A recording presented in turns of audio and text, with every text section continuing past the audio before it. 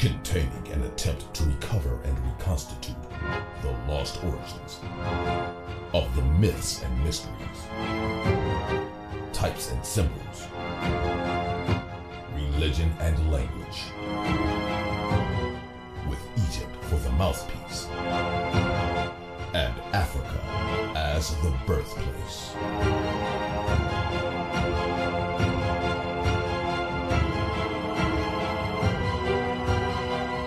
I want you to picture a courtroom, but it's not a normal courtroom. No. It's a theological one.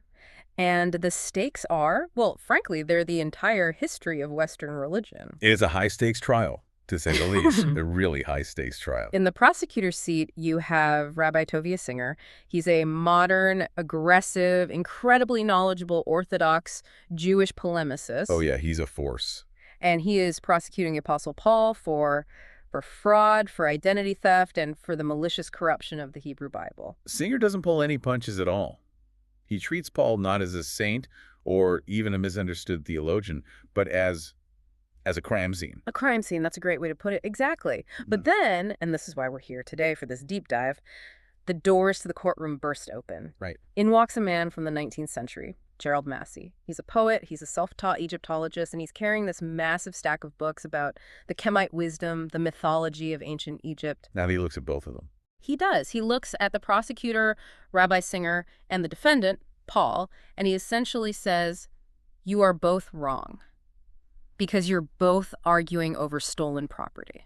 That is the perfect setup. I mean, that's exactly what we're looking at today. It's a three-way collision. It really is. You've got the Orthodox Jewish rejection of Christianity, which is represented by Rabbi Singer's fierce defense of the Torah. Then you have the Christian theology of Paul. Right. And then you have this massive, dense, really radical perspective from Gerald Massey, who argues that the Hebrew ground Rabbi Singer is defending and the Christian ground Call is building. Yeah. They're both actually Egyptian ground. This is going to be dense. I mean, really dense. We're going to be throwing around terms like euhemerism, zootypes, and Karast. For sure. So our mission today is to take Rabbi Singer's specific accusations against Paul, which are, you have to admit, very convincing on their own terms. They are. Very logical from his perspective. And then drop them into Massey's world to see if they hold up, or if they just dissolve into something else entirely. We are exploring what Massey called the preeminence of the mythos. It's this idea that the stories we read in the Bible, Jewish or Christian, might not be histories of people in Judea. But what? But spiritual and astronomical allegories that came straight from the Nile Valley. And we're really going to dig in specifically to the Egyptian origin of Hebrew customs, their language, their letters, to see if the original that Singer defends is actually an adaptation itself. Okay, so let's start with the prosecution. Section 1, the charge of the counterfeit. The main event. We reviewed a transcript from Rabbi Singer. It's titled, "The Apostle Paul Was Really Wrong," Part 2. And he opens with this really devastating analogy about banking. Right, the bank teller analogy. It's brilliant as a rhetorical device. It is. He asks, how do you train a bank teller to spot a counterfeit bill? You don't show them thousands of fake bills. You don't have them study the counterfeit. Oh, that's inefficient. You have them study the real money. You make them touch the paper, smell the ink, look at the watermarks of the genuine currency until they know it in their palms. And the logic is, once you know the real thing perfectly, the moment a fake touches your hand, you recoil. Yeah. You know instantly. It feels wrong. And for Singer, the real money is the Torah. It's the Tanakh. It is the Hebrew Bible in its Masoretic form. And the counterfeit that makes him recoil is the Apostle Paul, his writings, his entire theology. He's very specific about this recoil, isn't he? He makes another comparison that really hammers it home. The Book of Mormon 1. Yeah, it's a great comparison for his argument. Lay it out for us. He says, imagine a devout Christian reading the Book of Mormon. They see Jesus coming to America. They see these new laws and new prophets, and they immediately say, no, this is an illegitimate accretion. This doesn't belong here. It's a forgery. It's a post facto addition. Precisely. Singer says that's exactly how a knowledgeable Jew feels reading the New Testament. He sees Paul and he says, this is not us. This is a distortion of everything we believe. And it's not just that Paul made a mistake. That's a key point. Singer charges him with malice. Malice is exactly the right word. He sees it as a deliberate act of sabotage. Singer points out that Paul claims a unique, secret revelation. This is a huge red flag for him. Where does he get that from? In Galatians chapter 1, verses 11 and 12, Paul says, and I'm paraphrasing slightly, "I did not receive this gospel from men, nor was I taught it, but it came through a revelation of Jesus Christ." So he's saying he didn't learn it from the apostles in Jerusalem. He got it directly from the source. Yes, and Singer looks at that and sees a charlatan. He sees a man who knows he's contradicting the established text, the real money, and so he's inventing a secret hotline to God to justify his changes. Why would he do that, according to Singer? What's the motive? The motive is to create a wedge, to blame the Jews for rejecting this new theology, and ultimately to invent a completely new religion that supersedes the laws of Moses that makes them obsolete. Okay, so that is the charge. Paul is a counterfeiter of the Hebrew truth. He's a malicious fraud. A powerful charge. Now, enter Gerald Massey. Massey looks at that same real money, the Torah, the laws of Moses, and he puts it under his Egyptological microscope. What does he see? He sees Egyptian gold.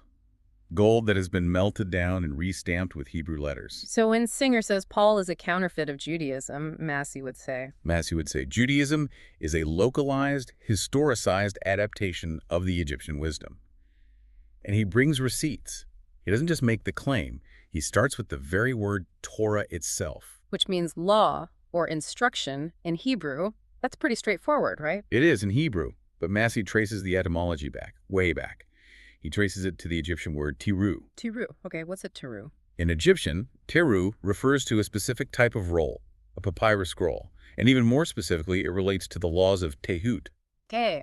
You probably know him as Thoth, the ibis-headed god, the scribe of the gods, the lord of divine words. The one who supposedly invented writing. The very same. Massey argues that when the Hebrews speak of the Torah, they are linguistically preserving the teru of Thoth. The scroll of the law is, at its root, the scroll of the Egyptian scribe.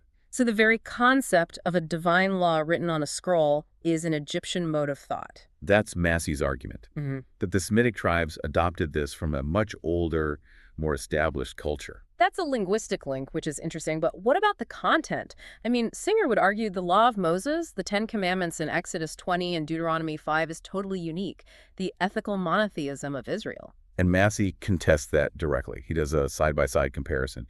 He puts the 10 Commandments next to something called the negative confession from the Egyptian Book of the Dead. The Book of the Dead, chapter 125, right? Exactly. And you have to walk us through the negative confession. What is it? So, in the Egyptian afterlife, the soul of the deceased enters the Hall of Ma'at, the Hall of Truth. There, they stand before 42 judges, these divine assessors, and they have to declare their innocence to pass into the afterlife. And how do they do that? They recite this list of things they haven't done. They say, I have not done iniquity, I have not stolen, I have not killed, I have not spoken lies, I have not committed adultery. Okay, that sounds almost identical to thou shalt not kill, thou shalt not steal, thou shalt not bear false witness. The structure is identical. It's a list of moral prohibitions required for spiritual purity. But Massey goes for the jugular, the first commandment. Thou shalt have no other gods before me. For Singer, this is it. This is the unique revelation of Jewish monotheism, the foundation of the Shema Yisrael. But Massey points to the Egyptian confession, where the soul must say, thou shalt have no other God but Hu He, the Eternal One. Hu He. Who is that? Hu He or He. It's not a personal God in the same way. It's the Egyptian abstract concept of eternity, of boundlessness, the everlasting Father. Massey argues that Hebrew monotheism is a direct borrowing of this Egyptian adoration of the one eternal source. So the real money that Singer is holding so tightly. Massey says it was printed in Memphis and Thebes, not on Mount Sinai. Okay, so if the Torah is an adaptation of Egyptian law, we have to talk about that word you brought up earlier, euhemerized. It's a key part of Massey's argument for how the Hebrews handled this Egyptian material. It's the cornerstone of his entire project. It's everything. Euhemerism is a term that comes from a Greek misographer, euhemerus, and it refers to the process of taking a mythological god or celestial event or a spiritual principle and rewriting it as the history of a human person. Turning a god into a guy. Exactly. Turning a star myth into a biography, or a solar cycle into the story of a wandering tribe. Massey argues that Judaism is the product of euhemerizing the Egyptian myths. They took the stories of the gods and turned them into the patriarchs, Abraham, Isaac, Jacob. They took the movements of the sun and stars and turned them into the wanderings of the tribes in the desert. And they took the abstract spiritual law of Mot and turned it into the civil and religious code for a specific nation. They brought it down from the heavens and locked it into a history book. So where does this leave Paul? This is the central conflict. If Singer says Paul is a fraud because he breaks the Jewish law, but Massey says the Jewish law is just a humanized version of Egyptian myth. This is the twist. Yeah. This is what's so fascinating. Massey views Paul as a Gnostic, an epopt. Okay, define epopt for us. An epopt is an initiated one, someone who has seen the mysteries, who understands the symbols. Massey argues that Paul understood, on some level, that the history of the Jews was actually mythos. He knew it was allegory. He knew it was allegory. So when Paul rails against the letter of the law, and he does it all the time, think of 2 Corinthians 3.6, the letter killeth, but the Spirit giveth life. Massey thinks Paul is arguing against the literalization of the symbols. That completely inverts the dynamic. It's a total 180. It is. Singer thinks Paul is destroying the truth. Massey thinks Paul is trying to rescue the spiritual truth from the rigid, historical cage the rabbis had put it in. Paul is trying to de-hemorize the religion. He's trying to get back to the spirit, the mythos. He's trying to universalize it again, to take it out of the hands of one tribe and return it to its cosmic origins. So Singer calls Paul a counterfeit. But Massey implies that Paul is actually closer to the original Egyptian source than the rabbinic tradition that rejected him. Yes. Paul is the Gnostic, trying to tell the literalists, you have mistaken the map for the territory. The story of Abraham isn't about a man, it's about the father principle. Let's test this theory with a really specific, visceral example. Section 2. Rabbi Singer brings up a practice that he finds absolutely disgusting. The Eucharist. The Lord's Supper, communion. Right. Singer cites 1 Corinthians 11, verses 23-26, where Paul talks about receiving this tradition. Take, eat, this is my body. This cup is the new covenant in my blood. And Singer just laughs at this. He calls it detestable. He says to the Hebrew mind, the idea of consuming blood is the ultimate taboo. And he's right, textually. From a Torah perspective, he is 100% correct. Leviticus 17, verses 10-14, prohibits it over and over. The life of the flesh is in the blood. You cannot consume it. It's an abomination. It gets you carrot cut off from the people. Absolutely. So Singer argues this proves Paul's theology is alien to the Hebrew Bible. It's a foreign body. He asks, and it's a fair question from his point of view, what kind of Jewish scholar would wake up one day and say, hey, let's drink blood to honor God? And his conclusion is that it must be pagan. He points to the Greco-Roman mystery cults. Yes, the cult of Mithras or Dionysus, something like that. And Massey says? Massey says, it is pagan. But it's not just Greco-Roman. It is deeply, primordially Egyptian. But he doesn't see it as detestable. He sees it as profound theology that's being misunderstood. So where does he trace it? He traces the Eucharist directly back to the mysteries of Amenta. Amenta. We need to define that properly for this context because it's going to keep coming up. Right. Amenta is the Egyptian underworld. But it's not hell in the Christian sense of fire and brimstone. It's the hidden earth. It's the place the sun goes at night to be reborn. And it's the place the soul goes after death to be transformed. Of a place of transformation, not just punishment. Exactly. And in these mysteries of Amenta, there was a ritual involving the bread of Seb. Seb is the earth father in Egyptian mythology. He's the god of the earth itself. The bread represents the fruits of the earth that nourish the body, but also the spirit.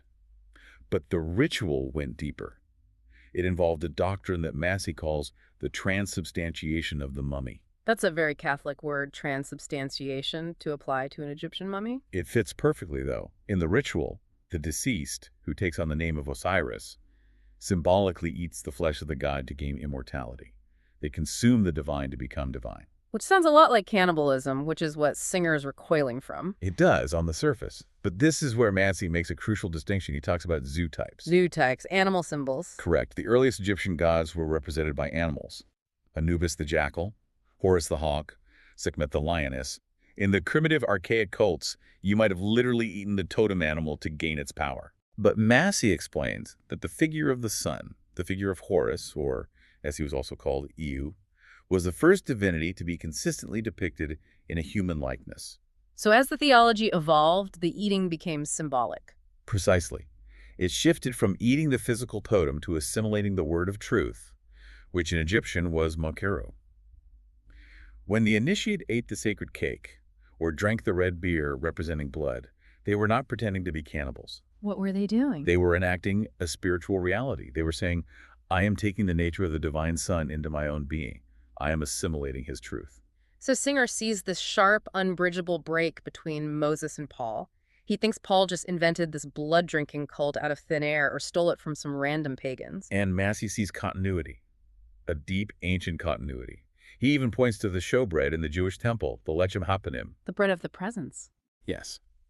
He calls it the little bread and links it directly to an Egyptian prototype.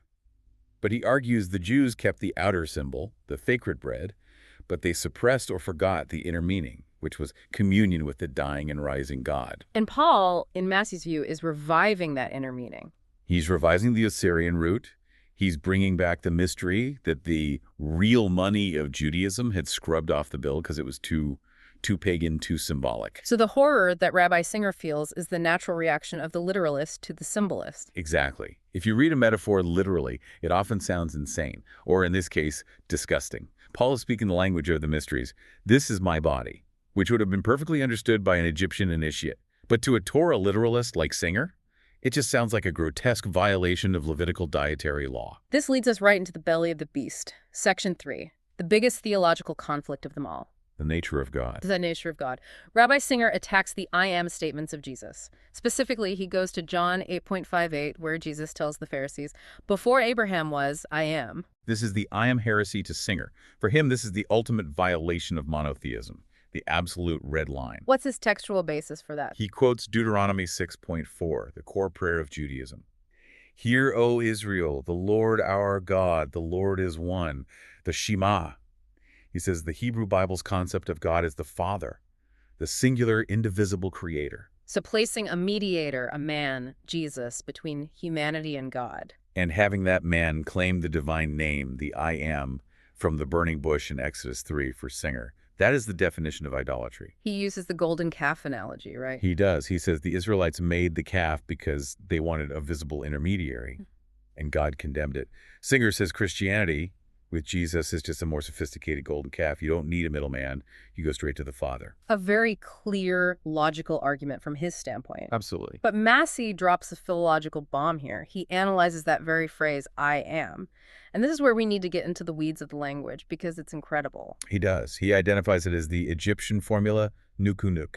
Nuk-pu-nuk. It sounds ancient. What does it mean? I am he who I am, or I am the I am.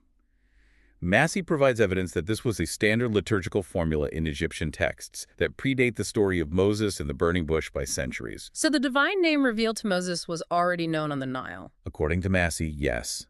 But he goes even deeper. He doesn't just stop there. He breaks down the Hebrew name of God itself, Jehovah, or more accurately, the Tetragrammaton, YHWH. This is where it gets technical, so let's walk through it slowly. Massey thinks Jehovah is a compound word. Yes, and this is a direct challenge, meeting Singer on his own linguistic turf. Massey looks at the Egyptian pantheon. In the later, more philosophical stages, you have Huhi, the eternal father, the hidden abstract source of all things. Why Huhi the father? And you have Iu, the ever-coming son, The manifester. the one who appears. Horus is a form of E. The father and the son. Right. Massey proposes that if you combine them, Iu plus Huhi, you get Iha. You get Jehovah. The name of the Hebrew God is a composite of the Egyptian father and the Egyptian son. Whoa, so the name of the Jewish God is father and son combined. That is Massey's explosive theory. It suggests that the Hebrew God, YHWH, is not a singular father figure, but a synthesis of the Egyptian father and the Egyptian son.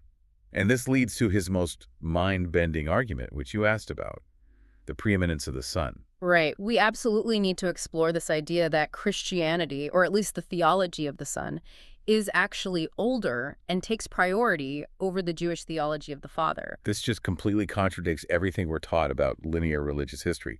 We think Judaism comes first, then Christianity is the sequel. Of course, Father, then Son. But Massey argues that in the evolution of mythology of human consciousness, the sonship comes first. How can the Son be older than the Father? Biologically, that's impossible? Biologically, yes, of course.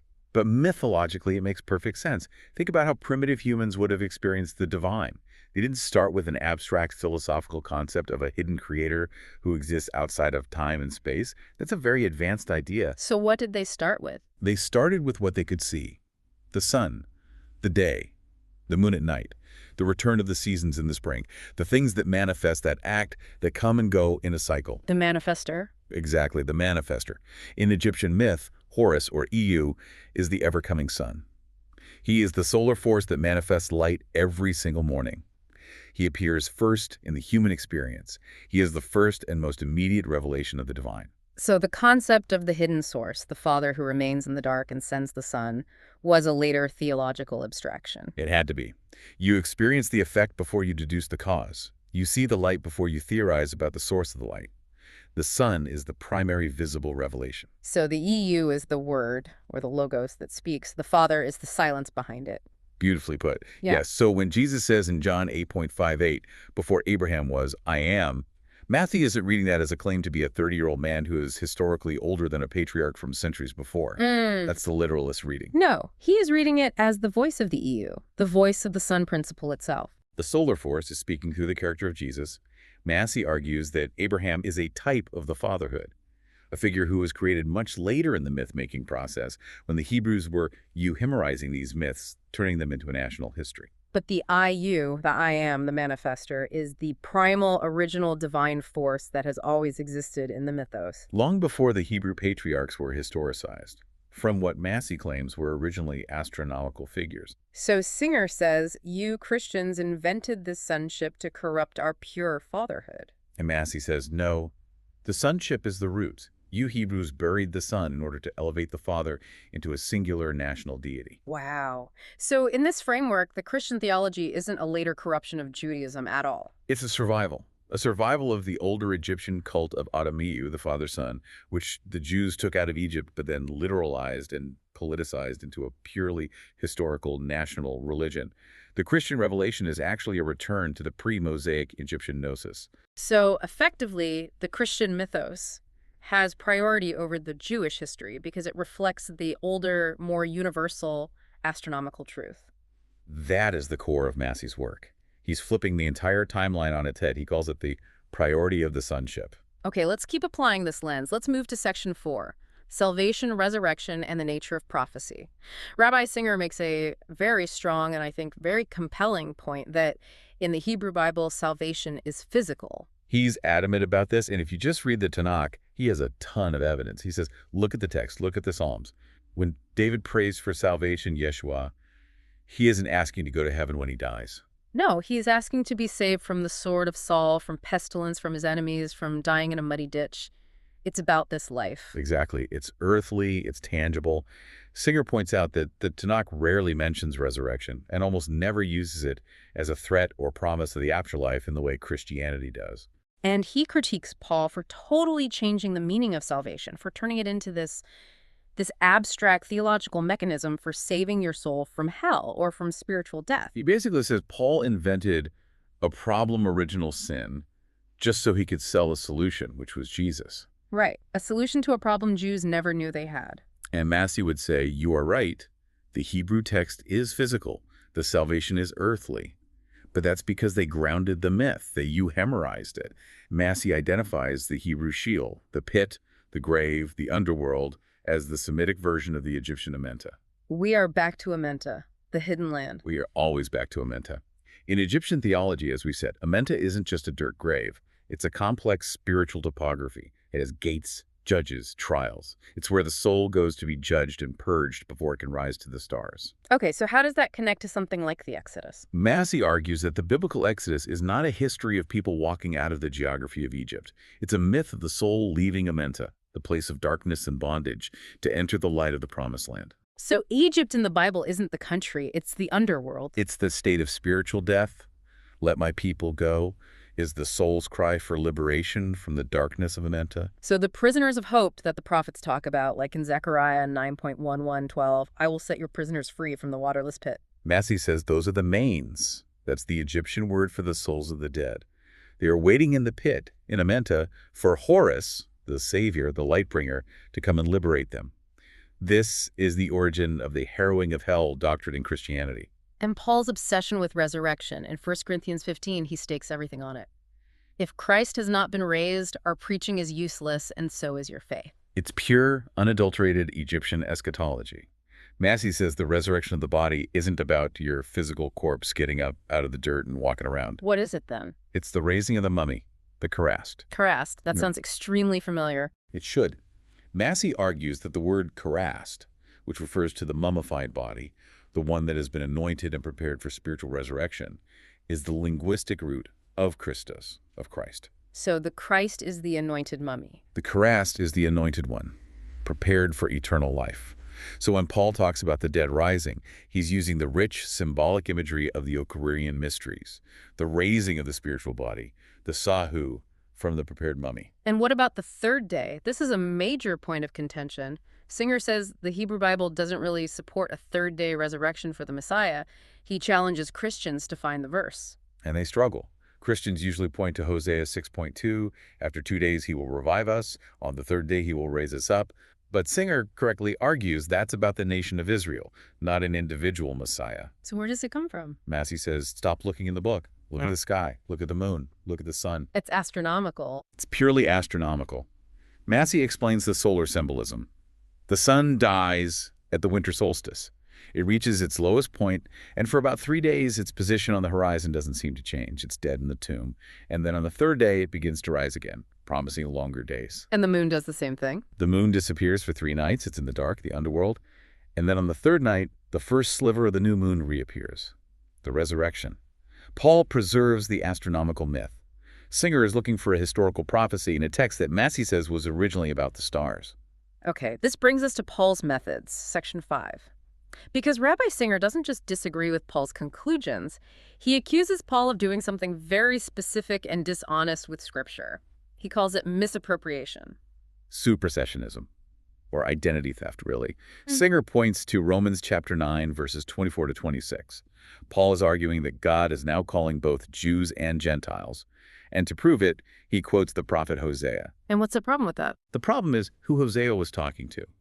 In Hosea 1.20 and 2.23, the prophet is clearly, unambiguously talking about the 10 northern tribes of Israel, the ones who were exiled by the Assyrians and became lost. God promises to call them my people again and restore them. So Paul takes those verses, which were a promise to the exiled Israelites, And he applies them to the Gentiles, to the Greeks and Romans. Singer says this is blatant identity theft. He's stealing the mail meant for the lost tribes of Israel, and he's opening it and claiming the promises for the Romans. If you're reading it as history, it does seem like a huge, unjustifiable leap. Why would a prophecy about the tribe of Ephraim apply to a Greek pagan in Corinth? It wouldn't. It makes no sense in a historical framework. But Massey, of course, zooms out. He asks a different question. Who are the lost tribes? We think of them as historical people, a nation that was scattered. That's the literal history. But Massey says the history is a cover for the astronomy. He argues that the 12 tribes of Israel are, in the mythos, the 12 signs of the zodiac. They are the celestial divisions of the year. Okay, so the tribes are star signs. What about the 10 lost tribes? He argues that the 10 tribes relate to earlier celestial divisions. From a time before the zodiac was perfected into a system of 12, they represent the celestial multitude, the stars in the northern heaven. Wait, so the lost tribes are lost stars or constellations? In the original mythos, yes, they are the celestial multitude. So when Paul moves to include the Gentiles, Massey argues it's not a distortion of history. It's a recognition that the mythos, the solar worship, the celestial story, is universal. It's not about a bloodline in Palestine. It's about the canopy of the heavens that covers everyone. Precisely. Paul isn't stealing Jewish history. He is reclaiming the universal mythos from its tribal, historicized confines. So Paul knew. He understood this wasn't literal history. Right. Massey claims Paul knew that the Israel of the mythos wasn't a specific tribe, but the spiritual Israel of the Initia. He defines Paul as an epopt again here. Paul speaks of mystery. He uses that Greek word all the time, mysterion. Massey says whenever you see that word, you should read it as the Egyptian mysteries. This redefines the entire conflict. It's not Jew versus Christian. No, it's stellar cult versus solar cult. And both are Egyptian in origin. Massey identifies the early Hebrew origins with the stellar and lunar worship. The older cults of the mother and child, the 7 stars of Ursa Major. Christianity, or the Osirian religion that Paul is reviving, represents the later, more sophisticated solar cult of the Father and Son. So Paul represents the new sun superseding the old stars of the earlier cult. And that's what supersessionism really is, in Massey's view. It's the solar mythos replacing the lunar and stellar mythos. It's an evolution of human consciousness, not one religion stealing from another. We can't do this deep dive without talking about the virgin birth, section 6. This is obviously a huge point of contention.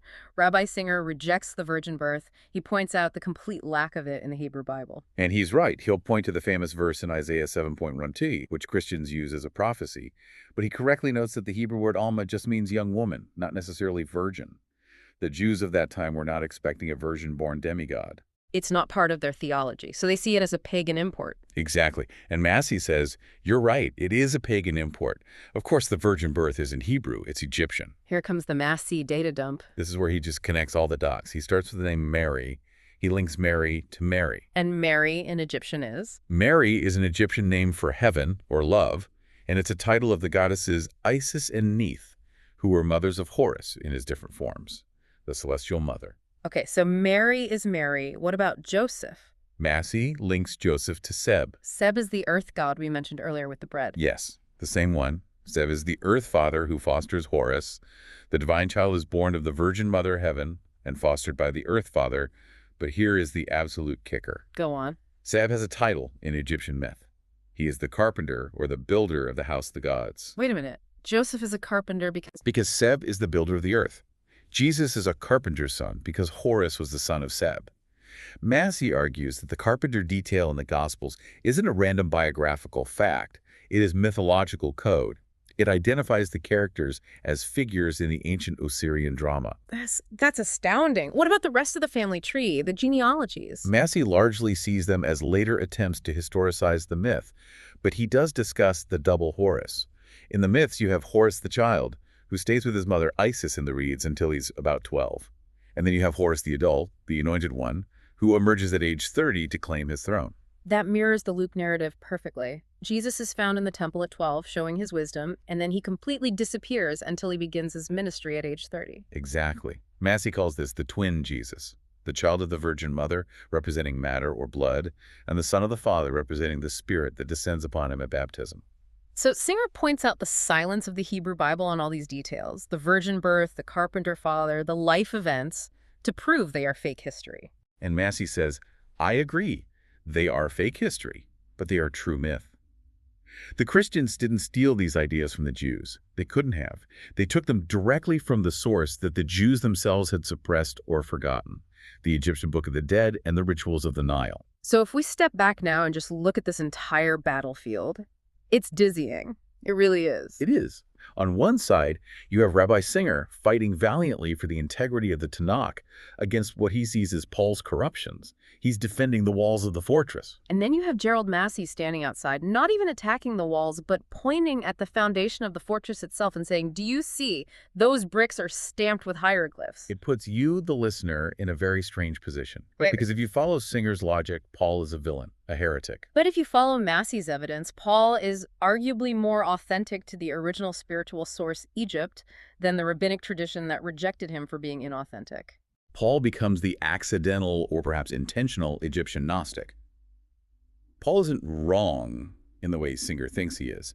No, Paul is wrong, according to Massey, because he, or the church that followed him, tried to make a spiritual myth into a physical history.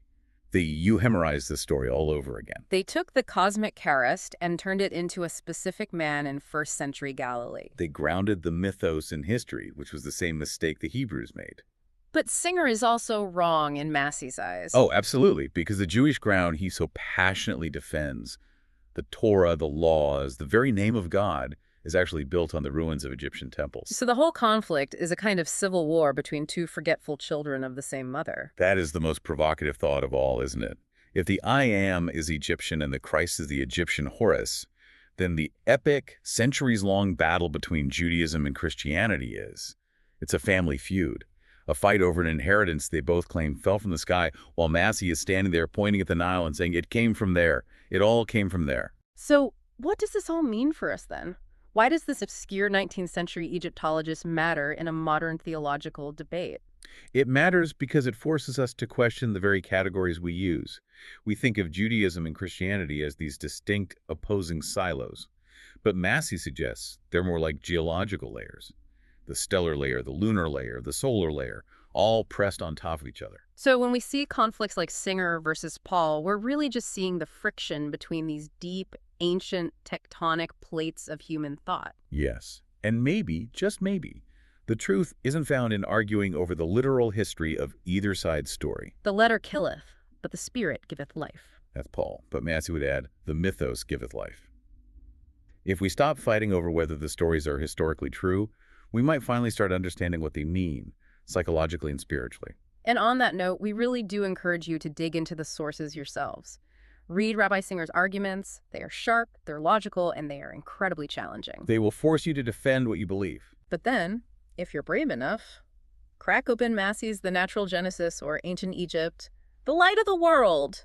Just be prepared. It's not light reading. It's like trying to read the source code of the Matrix. It's dense. Faith the bands of literalism. Thanks for listening to The Deep Dive. See you next time.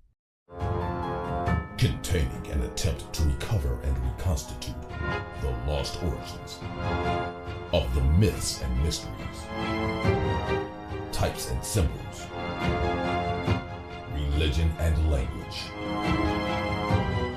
with Egypt for the mouthpiece and Africa as the birthplace.